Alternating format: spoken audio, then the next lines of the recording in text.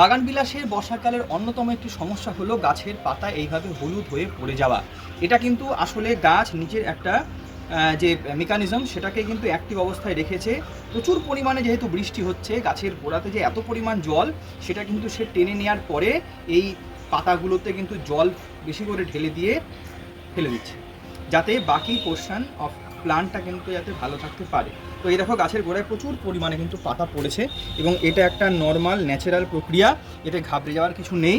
আমাদের কিছু করার নেই, বর্ষাকালে একটা না বৃষ্টিতে আমরা একটা কাজ করতে পারি, টব এইভাবে কাত করে রেখে দিতে পারি যাতে প্রচুর পরিমাণে বর্ষার জলটা না পায়, অথবা কিছু প্লাস্টিকের বা কিছু থার্মোকলের থালা দিয়ে আমরা ঢাকা দিয়ে রাখতে পারি যাতে একটা না জলটা না পায়। আমি কিন্তু তেমন কোনো কাজই করি না, যেমন রয়েছে ড্রেনেজ সিস্টেমটা যদি ভালো থাকে তাহলে জলটা কিন্তু খুব থরলি পাস হয়ে যায়। তো এই মুহূর্তে কিন্তু দিন 15 অন্তর ফাঙ্গিসাইডটা আমরা অ্যাপ্লাই করে যাব, এবং মাটি যখন একটু শুকনো হবে তখন আমরা হিউমিক অ্যাসিড একবার অবশ্যই অ্যাপ্লাই করব, তাহলে গাছ থাকবে ভালো।